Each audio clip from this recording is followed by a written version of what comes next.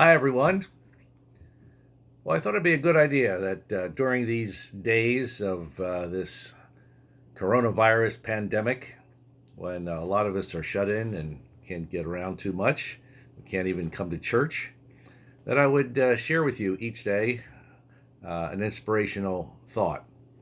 Just a few minutes that will uplift you, hopefully, encourage you, challenge you, and it'll be posted on the website, ncfirstassembly.com, each day. So take a look at it, and so let's get started today. I'd like to begin by telling a little parable. You know, Jesus talked in parables quite a bit, and so I think that's a good way to start this off. Once upon a time, there was a cave that lived under the ground, and as caves have the habit of doing, it spent a lot of time in darkness. It had spent a lifetime in darkness. And one day it heard a voice calling to it, "Come up into the light and see the sunshine." But the cave retorted, I don't know what you mean. There isn't anything but darkness. Finally, the cave was convinced to venture forth. He was amazed to see light everywhere and not a speck of darkness anywhere. He felt oddly warm and happy. Well, turnabout was fair play, and so looking up to the sun, the cave said, "Now come with me and see darkness." The sun asked, "What is darkness?" The cave replied, "Come and see." So one day the sun accepted the invitation, and as it entered the cave, it said, "Now show me your darkness." But there was no darkness. You see, wherever the light comes, darkness disappears.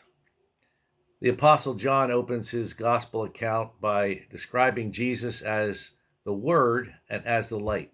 The true light, he said, that comes and that gives light to every man. Later in his gospel, John also records Jesus proclaiming, "I am the light of the world. Whoever follows me will never walk in darkness, but will have the light of life." That's from John 8. That's why Jesus, who is the light of the world, came to dispel the darkness. But Jesus also told his disciples that they were the light of the world. Now, at first, that might seem contradictory, but a closer look helps us realize that what Jesus meant was that we are only reflections of his light.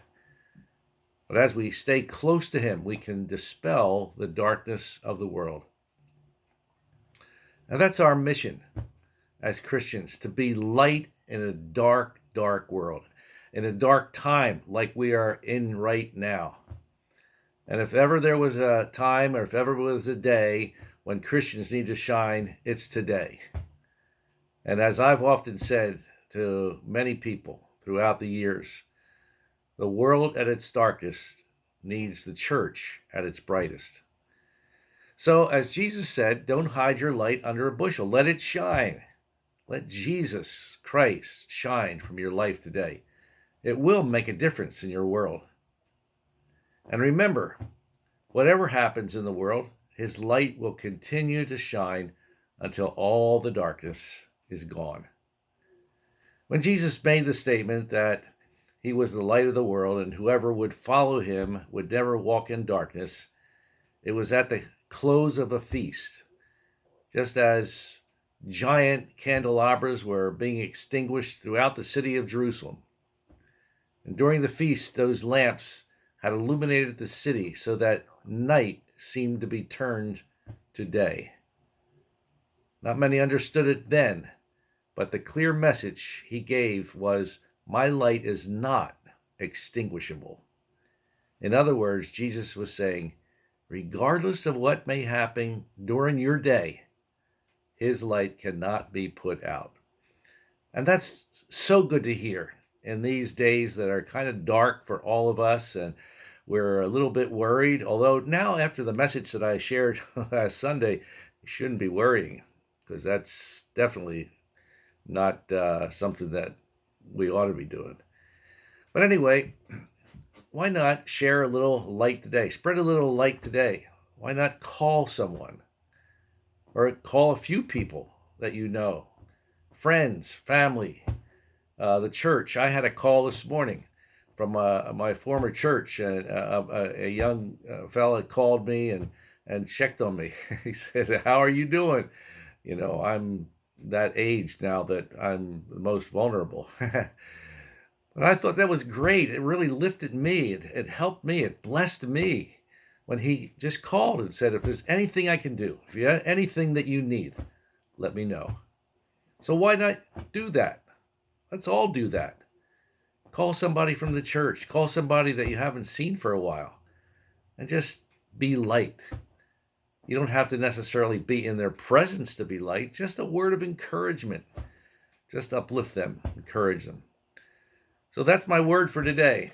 And I hope it will make a difference. I hope it will bring some light into your life.